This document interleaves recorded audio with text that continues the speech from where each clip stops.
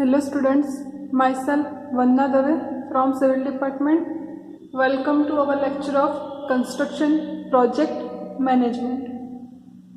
So आज के lecture में today we will discuss about project management, what is the construction management, what is the objectives of construction management and factors involved in construction management. तो आज के हम ये topic आज हम कवर करेंगे, प्रोजेक्ट मैनेजमेंट देखेंगे, उसके बाद हम कंस्ट्रक्शन मैनेजमेंट देखेंगे, उसके बाद क्या क्या ऑब्जेक्टिव्स है कंस्ट्रक्शन मैनेजमेंट के अंदर वो हम देखेंगे और कौन से फैक्टर इन्वॉल्व होते हैं कंस्ट्रक्शन मैनेजमेंट में वो हम आज के लेक्चर में देखेंगे. तो अगर हम फर्स्ट आपका स्टार्ट करें तो फर्स्ट है प्रोजेक्ट मैनेजमेंट.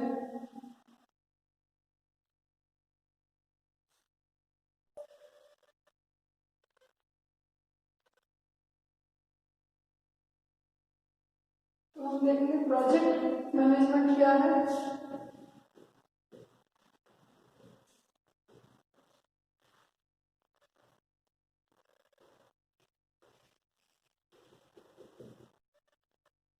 तो हम सबसे पहले देखेंगे कि प्रोजेक्ट मैनेजमेंट क्या है.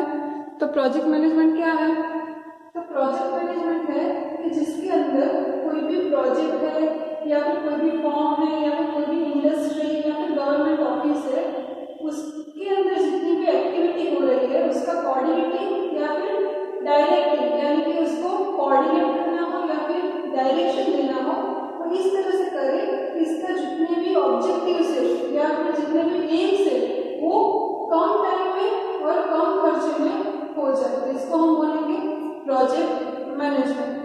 अगर हम बात करें प्रोजेक्ट मैनेजमेंट क्या है, तो project management is the art and science of mobilization and managing people, material, equipment, money to complete the assigned project work on time within budget cost and specified technical performance standards. यानी कि मैंने बताया इस तरह से project management में अगर कोई भी आपका प्रोजेक्ट है, कोई भी इंडस्ट्री है,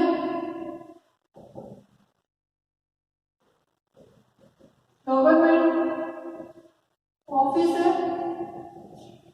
इन सभी में एक्टिविटी तो होती है लेकिन इस एक्टिविटी का कोऑर्डिनेशन एंड डायरेक्शन वो इस तरह से होना चाहिए कि कैसे होगा कंप्लीट. तो टाइम लिमिट के अंदर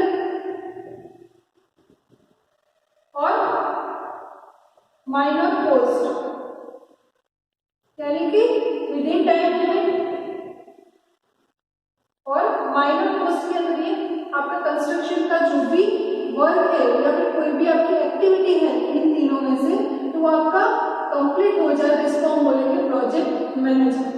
तो ये आपका प्रोजेक्ट मैनेजमेंट है जिसके अंदर अगर आपका प्रोजेक्ट है या फिर कोई भी गवर्नमेंट ऑफिस या फिर इंडस्ट्री है, इसके अंदर जितनी भी एक्टिविटी हो रही है उन सभी एक्टिविटी का कोऑर्डिनेशन और डायरेक्शन इस तरह से हो कि विद इन टाइम लिमिट और माइनर कॉस्ट के अंदर ये प्रोजेक्ट जो है वो कंप्लीट हो जाए. तो इसको हम बोलेंगे प्रोजेक्ट मैनेजमेंट. तो उसके बाद आपका जो नेक्स्ट है वो है कंस्ट्रक्शन मैनेजमेंट. तो क्या है कंस्ट्रक्शन मैनेजमेंट? तो अभी हम आपका देखेंगे कंस्ट्रक्शन मैनेजमेंट.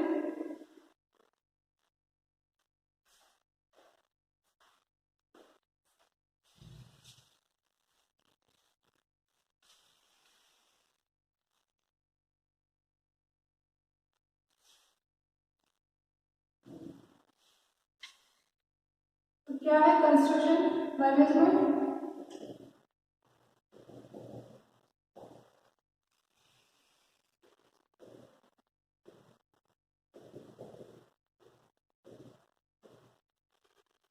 कंस्ट्रक्शन मैनेजमेंट है वो भी सिमिलर ही है आपका प्रोजेक्ट मैनेजमेंट से, लेकिन इसकी जो डेफिनेशन है थोड़ी डिफरेंट है.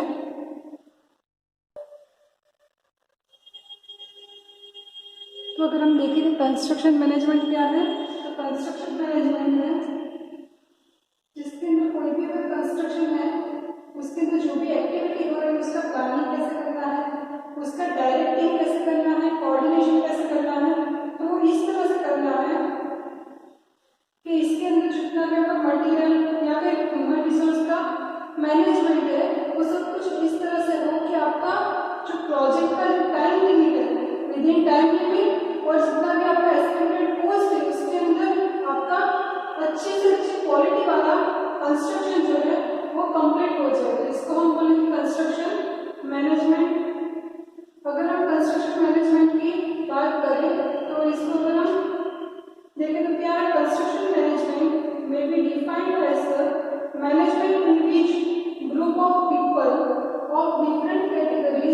works together to execute the project economically without affecting the quality in a well-planned and organized manner.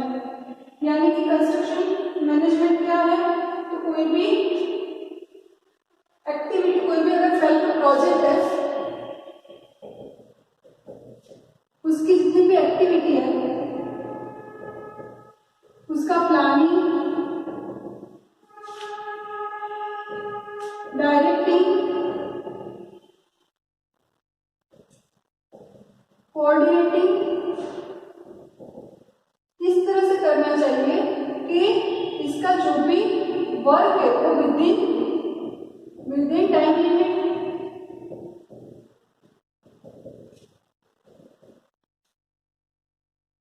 Within cost limit and good quality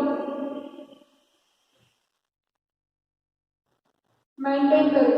यानी कि अगर आपके पास कोई भी प्रोजेक्ट है तो इसकी जितनी भी एक्टिविटी है उसका प्लानिंग करना चाहिए सबसे पहले, उसके बाद इसको डायरेक्शन देनी चाहिए, उसके बाद इसका कोऑर्डिनेटिंग यानी कि संकलन करना चाहिए।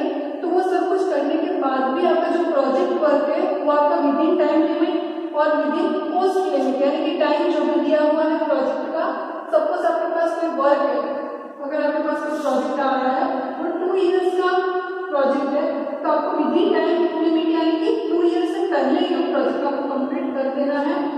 और विदिन कॉस्ट लिमिट यानी कि अगर आपका जो प्रोजेक्ट है वो 2 लाख का है तो आपका विदिन कॉस्ट लिमिट ये कंप्लीट हो जाना चाहिए।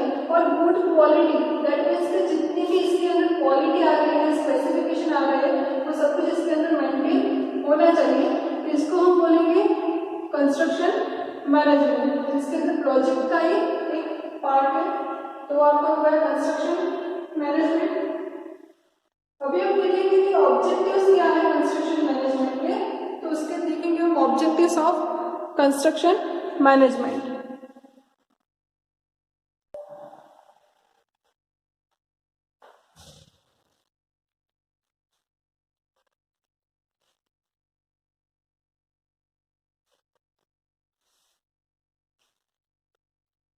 तो अभी आपका है ऑब्जेक्टिव्स ऑफ कंस्ट्रक्शन मैनेजमेंट।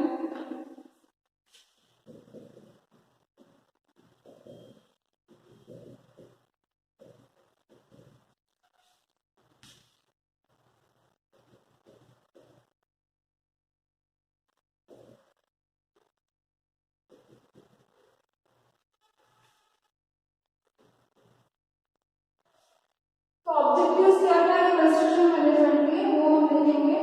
ये आपका आईएमपी क्वेश्चन है, कई बार ये आपके एग्जाम में आ चुका है, तो आपको याद रखना है कि ऑब्जेक्टिव्स क्या क्या है कंस्ट्रक्शन मैनेजमेंट के। तो इसके टोटल आपके 7 और 9 ऑब्जेक्टिव्स है कंस्ट्रक्शन मैनेजमेंट के, जो सब कुछ हम देखेंगे। तो ये आपके ऑब्जेक्टिव्स है कंस्ट्रक्शन मैनेजमेंट के। तो क्या क्या ऑब्जेक्टिव्स है, टोटल आपके 8 ऑब्जेक्टिव्स है। सबसे पहले है आपका completing work within estimated budget, यानी कि हमने कंस्ट्रक्शन मैनेजमेंट की जो डेफिनेशन देखी तो उसके अंदर ये था कि आपका जो वर्क है, कोई भी प्रोजेक्ट है, उसका जो वर्क है, मैंने आपको एक एग्जाम्पल दिया था कि इसका एस्टिमेटेड सब उसके बजट आपका है 2 लाख।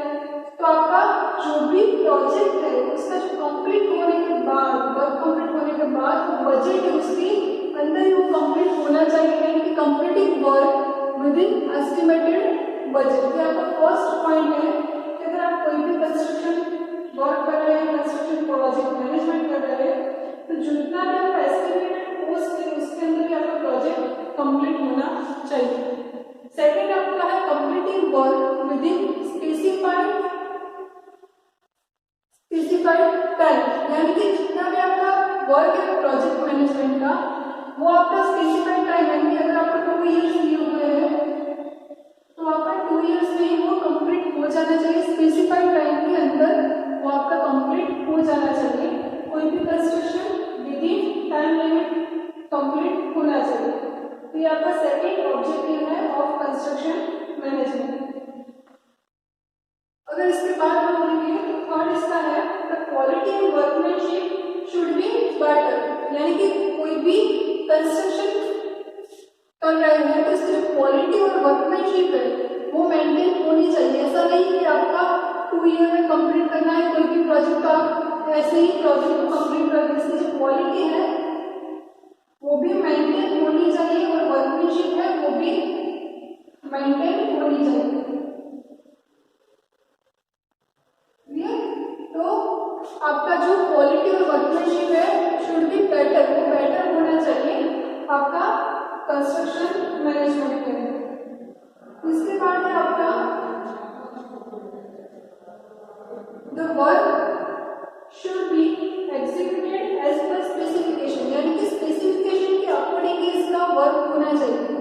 मैंने इसके पहले आपका एग्जांपल दिया, इसकी क्वालिटी कैसे मेंटेन होगी। अगर आपको कोई प्रोजेक्ट है इसके अंदर आपको कोई सीमेंट यूज करनी है, अगर वो सीमेंट है वो स्पेसिफाइड है, स्पेसिफाइड दैट मींस उसका स्पेसिफिकेशन दिया हुआ है कि इस सीमेंट की स्ट्रेंथ इतनी होनी चाहिए, कंप्रेशन स्ट्रेंथ इतनी होनी चाहिए, इनिशियल टाइम इतना होना चाहिए, फाइनल सेटल टाइम इतना होना चाहिए। जितना भी आपका स्पेसिफाइड किया हुआ है उसी हिसाब से हम सीमेंट को लेनी होगी, यानी कि एज पर स्पेसिफिकेशन हमें सभी मटेरियल्स, सभी इक्विपमेंट्स और सभी वर्कर्स को यूज करना होगा। तो ये आपका है फोर्थ पॉइंट, जो कि है आपका कंस्ट्रक्शन प्रोजेक्ट मैनेजमेंट का ऑब्जेक्टिव।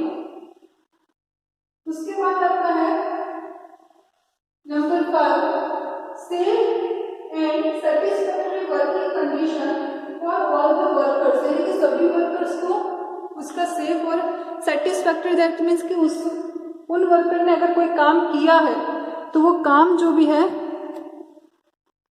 वो सेटिस्फैक्टरी होना चाहिए, इसी तरह से इसका वर्क होना चाहिए। कंडीशन भी वर्कर की ऐसी ही होनी चाहिए। तो ये आपका है 5th पॉइंट है, जिसके अंदर आपका है कि कोई भी अगर मजदूर है या फिर कोई भी लेबर है उसको सेटिस्फैक्टरी एटमॉस्फेयर प्रोवाइड करना चाहिए। तो ये आपका है 5th पॉइंट। उसके बाद है मोटिवेटिंग पीपल, यानी कि मोटिवेटिंग पीपल में क्या आएगा कि motivating people to give their best within their capacities, यानी कि हमें पीपल को मोटिवेट करना चाहिए। इस प्रोजेक्ट के अंदर जितने भी कोई भी प्रोजेक्ट है तो इसके अंदर जितने भी लेबर है, वर्कर है, सभी को मोटिवेट करना चाहिए, किसी भी तरह से इसको मोटिवेटिंग करना चाहिए। उसके बाद है वर्क एज अ टीम, यानी कि कोई भी अगर प्रोजेक्ट मैनेजमेंट को कंप्लीट करना है within time limit, within estimated cost, within अच्छी क्वालिटी और वर्कमैनशिप के साथ अगर कोई प्रोजेक्ट को हमें कंप्लीट करना है तो ये पूरा project as a team work करना चाहिए, तभी आपका एक प्रोजेक्ट है वो इजीली और टाइम के साथ कंप्लीट हो जाएगा। उसके बाद आपका लास्ट है achieving economy of construction project, यानी कि हमें अच्छी इकोनॉमी अचीव करनी चाहिए इन द कंस्ट्रक्शन। तो ये आपके टोटल 8 पॉइंट्स ऑब्जेक्टिव हैं कंस्ट्रक्शन मैनेजमेंट के।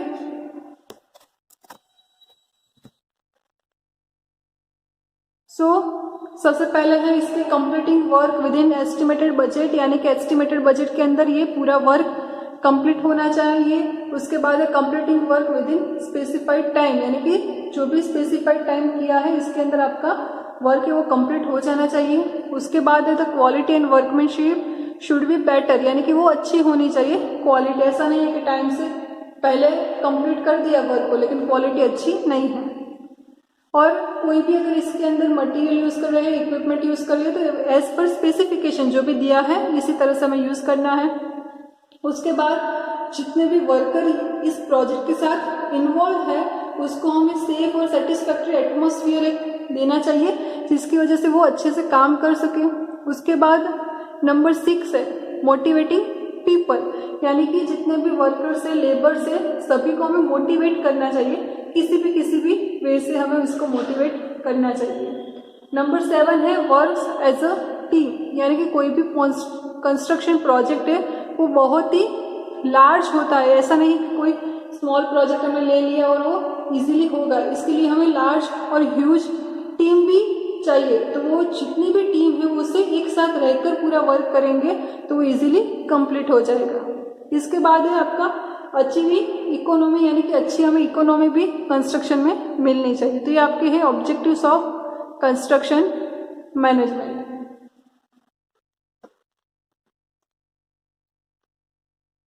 तो आपका जो लास्ट पॉइंट है वो है factors involve in construction management.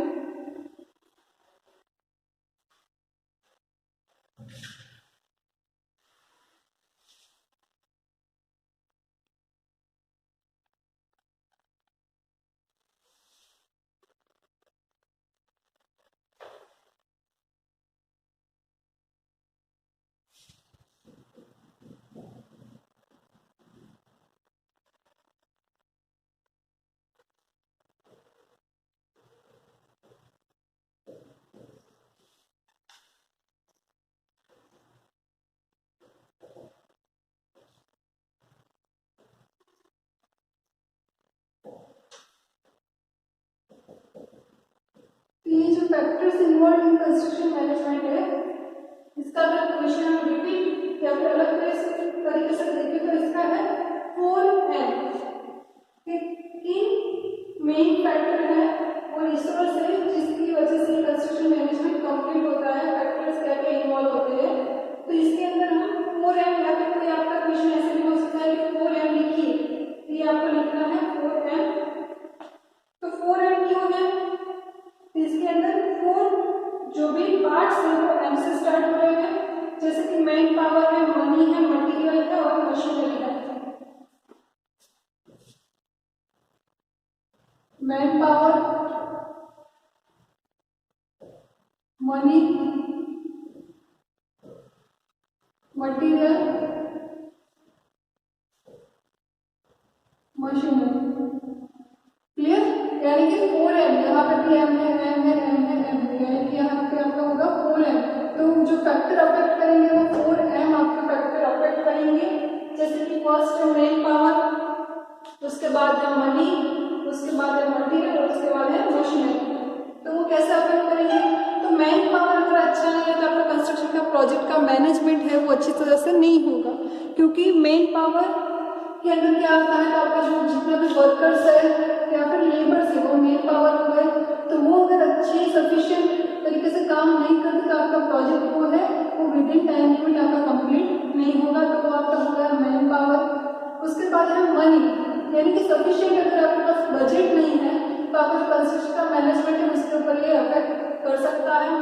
उसके बाद है मटीरियल, यानी कि जो मैंने आपको इसके पहले दिखाया कि जिसमें हमें स्पेसिफाइड जो भी दिया हुआ है वही मटेरियल हमें यूज करना है। तो अगर मटेरियल की क्वालिटी अच्छी नहीं है तभी आपका कंस्ट्रक्शन का मैनेजमेंट अच्छी तरह से नहीं होगा। और उसके बाद है मशीनरी, जितनी भी मशीनरी हमें यूज करनी है, सपोज कि हमें ट्रांजिट मिक्सचर यूज करना है या फिर कोई भी कॉम्पैक्टर यूज करना है, तो वो जितनी भी मशीनरी है वो भी अच्छी होनी चाहिए, तभी आपका जो कंस्ट्रक्शन का जो मैनेजमेंट है वो अच्छी तरह से होगा। यानी कि आपका जो 4M है वो इसके अंदर रिसोर्स, मेन रिसोर्स की तरीके से काम करेगा कंस्ट्रक्शन प्रोजेक्ट मैनेजमेंट के अंदर। क्लियर, तो ये आपका हो गया 4M, जो कि आपका मोस्ट आईएमपी क्वेश्चन है।